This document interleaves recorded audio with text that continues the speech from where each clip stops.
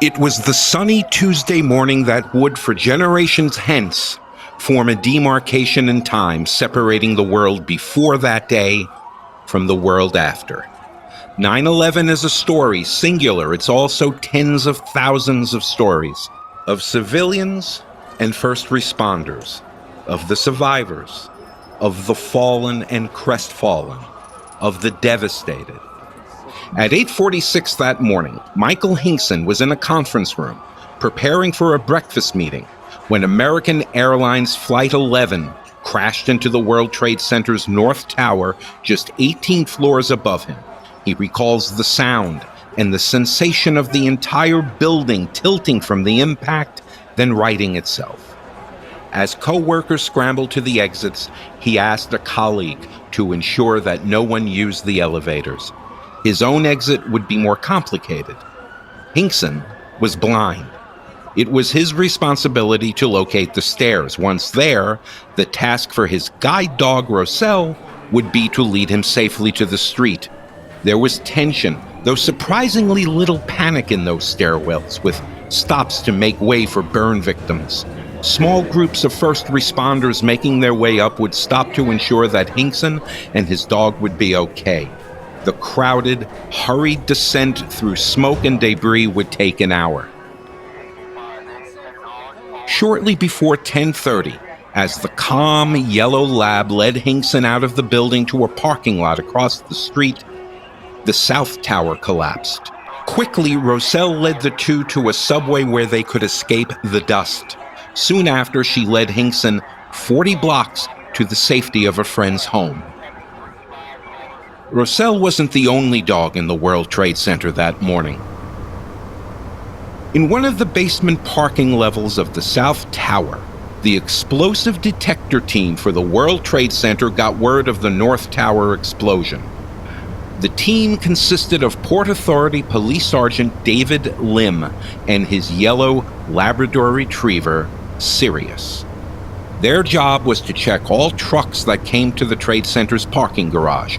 Memories of the 1993 bombing were still fresh. In that instance, though the building structure was unaffected, 6 were killed and 500 were injured.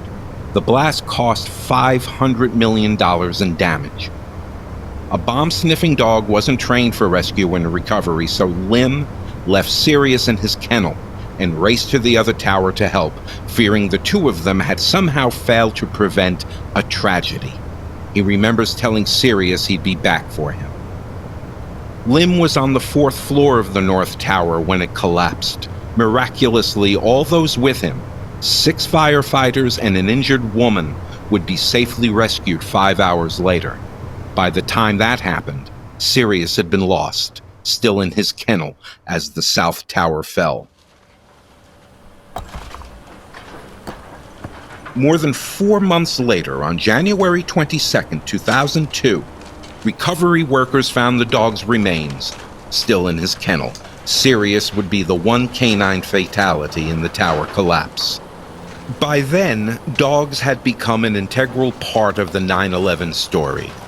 At Ground Zero, at the Pentagon, and in the fields of Shanksville, Pennsylvania, in search and rescue work, then recovery, as therapy dogs, and as companions. Dogs will never be the story of 9/11, but for a select group of brave, magnificent, tireless canines and their handlers, their place among its heroes is secure. I'm Bud Bacone, and I'd like you to meet just a few of them. Living creatures are hardwired to run in reaction to danger. This is the story of those who run toward it. 15 minutes after the towers had collapsed, as Michael Hinkson and Roselle were hurrying to safety, a German Shepherd dog named Apollo was being rushed to Ground Zero by his handler, Pete Davis. Apollo was a graduate of the NYPD Canine Special Operations Unit, and now the first search and rescue dog on the scene. And he would very nearly die in those first few minutes. Apollo was stopped by falling debris and was soon surrounded by fire. Miraculously, He had fallen in a small pool of water moments before. With his coat soaking wet, he was led away from the flames unscathed. The head of the canine unit would later comment, "We just brushed the embers off him and he kept working." What Apollo encountered that day, what countless dozens of dogs would encounter through the weeks ahead, was dubbed the Pile. 15 acres of burning hot, twisted steel, smoldering rubble, and air indescribably thick with smoke and toxins. For handlers and dogs, the work was dangerous and unavoidable. At 9 years, going on 10, Apollo was as well-trained and hard-working as they come. After those first brutal hours, as the work of rescue gave way to recovery, his job was done. Despite exhaustion, the brave German Shepherd dog simply refused to stop working. It would take 3 burly officers to remove Apollo from the pile. Some 300 dogs would work the site, each following Apollo's lead. Within hours of the attack, dog and handler teams found themselves New York bound. With no planes in the air, many faced a long drive.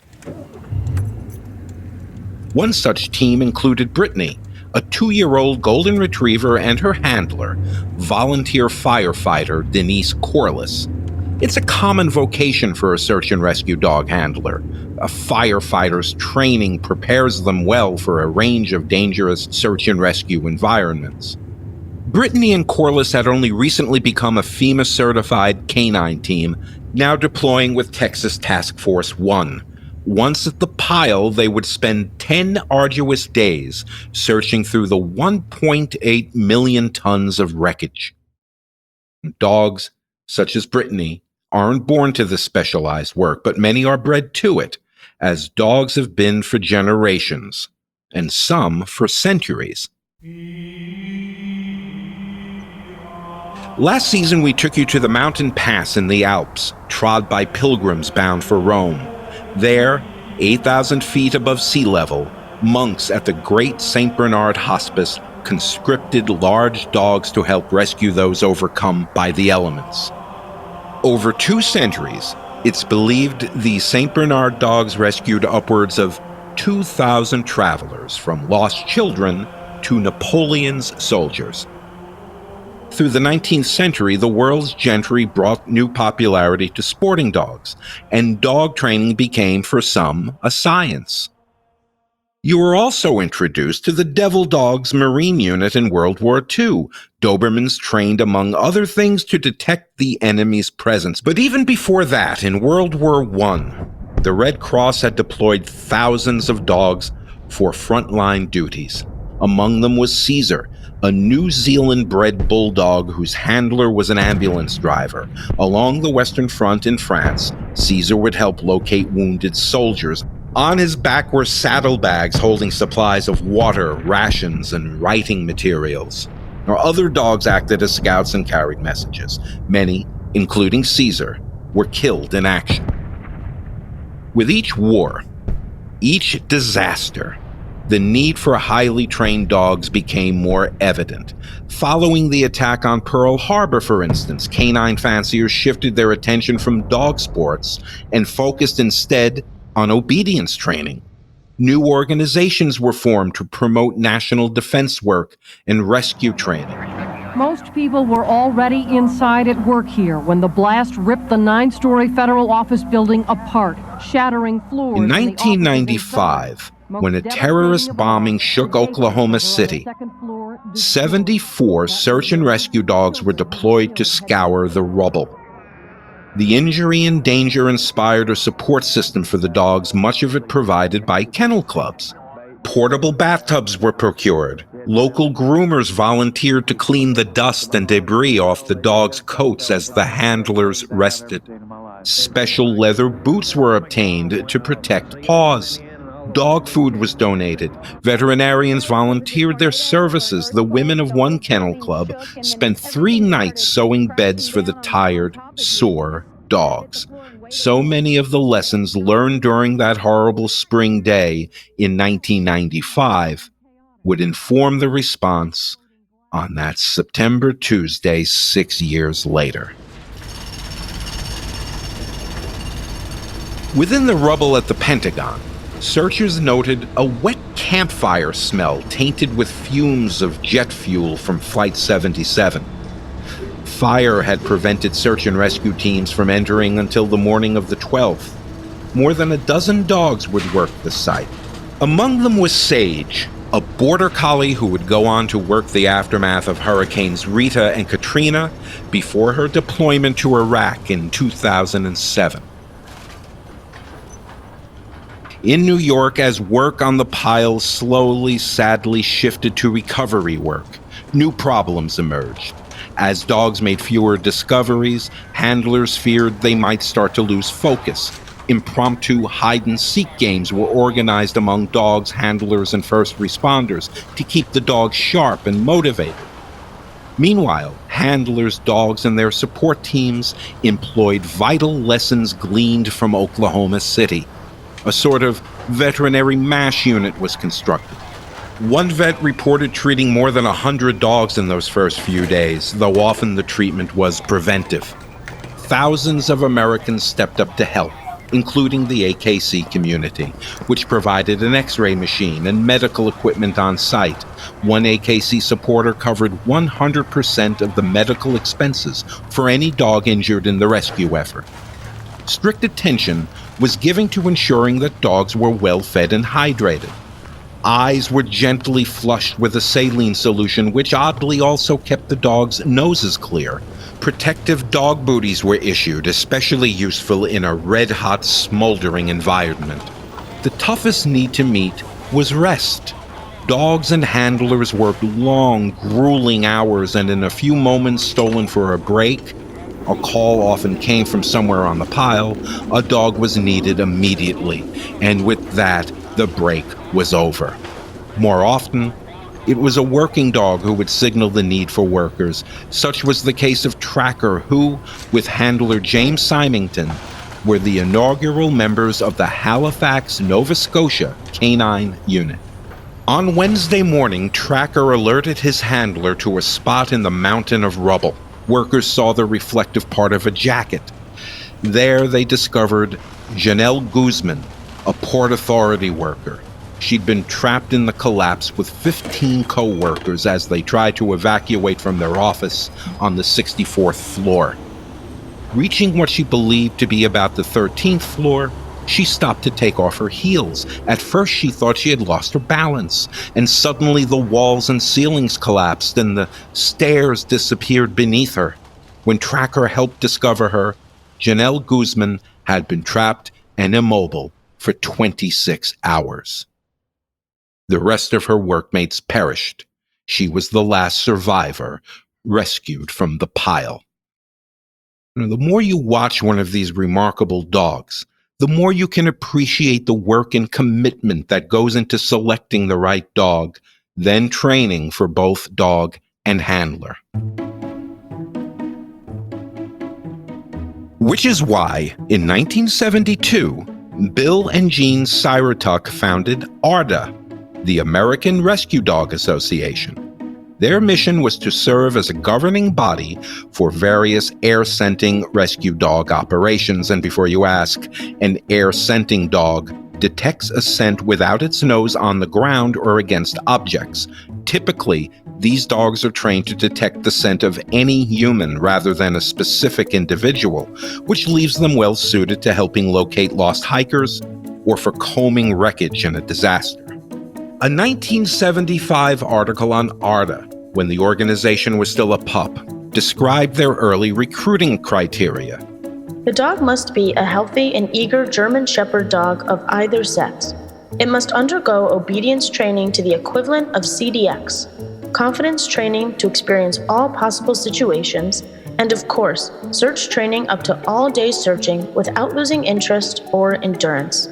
The German Shepherd dog was selected because of its appropriateness under all considerations: size, endurance, love of work, coat, disinterest in wildlife, image, availability, etc. Perhaps the most important qualifications for a search and rescue dog are sound body and mind and lots of heart. Adding, The same qualifications could perhaps be applied to the handlers.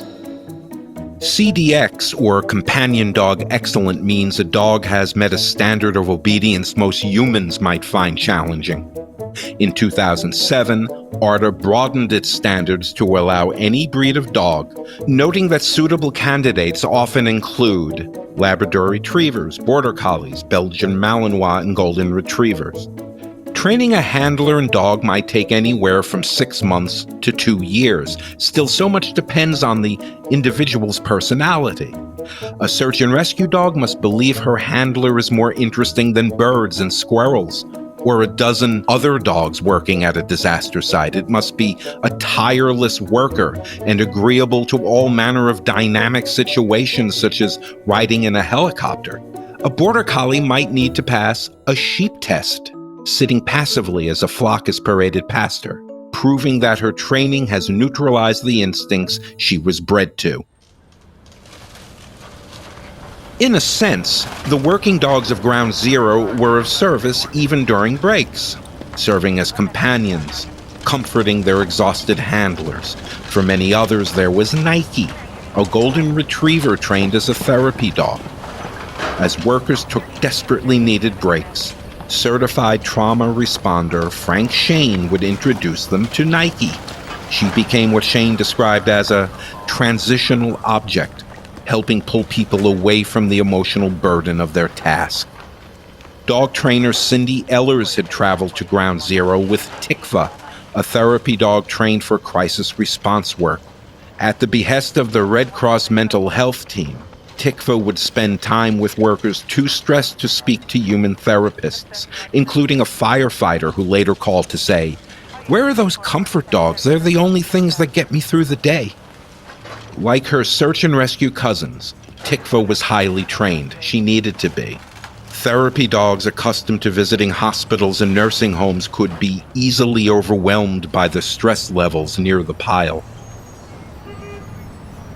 The power of dogs to soothe a troubled soul is long known. Many know well the legend of Smokey, a 4-pound Yorkshire Terrier credited with being the first therapy dog, cheering wounded soldiers on the islands around New Guinea during World War II. Yet it was following the events of 9/11 of Iraq and Afghanistan that therapy dogs came to be valued as health care specialists.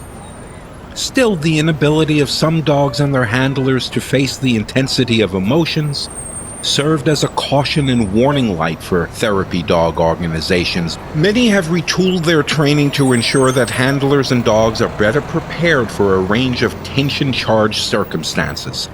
The heroic work of those few hundred dogs and handlers has since inspired new generations of canine search and rescue teams. Their value has been on view time and time again through hurricanes from Katrina to Sandy to Maria and Harvey. They were hard at work in Haiti following the 2010 magnitude 7 quake, and there again for the 7.2 magnitude quake in the summer of 2021. The more dogs teach us about their capabilities, the greater their role in all manner of urgent work. And of those 9/11 dogs, Dr. Cynthia Otto of the University of Pennsylvania set out to find how these dogs fared in the years following those long days sifting through hot metal and concrete, the air thick with smoke and toxins. Dr. Otto had heard all manner of conjecture about the death rate of the dogs who worked at Ground Zero and the Pentagon. Rumors that the work of 9/11 killed most of the working dogs, or that dogs perished in high numbers from this or that illness. So she set about a rigorous follow-up study of the dogs of 9/11. The findings were a welcome surprise. Contrary to expectations, Dr. Otto's report showed that dogs who worked at 9/11 sites enjoyed the same longevity as search and rescue dogs who weren't there. Tender mercies.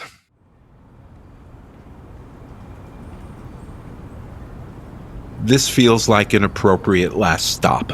the sidewalk outside an animal hospital in Cypress, Texas, June 6, 2016. Here, a golden retriever is led oh so gently from a car and begins a labored walk toward the front door. Lining the walk are 24 men and women in uniform, search and rescue workers and volunteer firefighters. The golden retriever is Brittany, no longer the energetic, newly minted search and rescue dog who worked those 10 desperate days on the pile with handler Diane Corliss. After 9/11, Brittany and Corliss had gone on to work in the aftermath of Hurricanes Katrina, Rita, and Ivan. Retired at the age of 9, Brittany continued to serve as a goodwill ambassador at the local firehouse and working once a week as a reading assistance dog at a local elementary school. Now at 16, 4 years beyond her breed's typical lifespan, her kidneys failed, and unable to eat, she had come to say goodbye. As Corliss leads her carefully along the walk, those in the honor wall salute as one, in tribute to the last surviving canine worker of 9/11.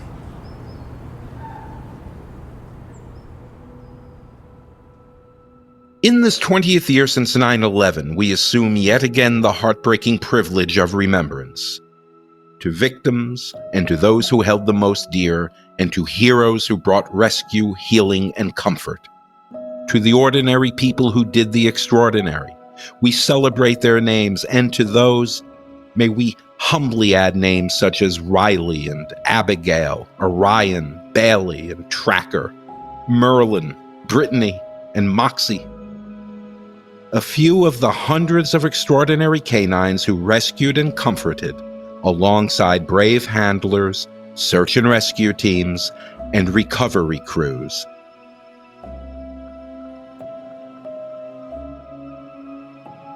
Down and Back, stories from the AKC archives. Visit akc.org to learn more about all things dog and find bonus materials for this episode. Follow the AKC on Instagram at American Kennel Club, on Twitter at AKC Dog Lovers, and let us know what you thought of the show. Founded in 1884, many dog years ago, the American Kennel Club is the recognized and trusted expert in breeds, health, and training. We advocate for responsible dog ownership and are dedicated to advancing dog sports. Research for Down and Back provided by the AKC Library and Archives, the only national repository dedicated to the sport and enjoyment of the purebred dog. Learn more about the collections at akc.org/library.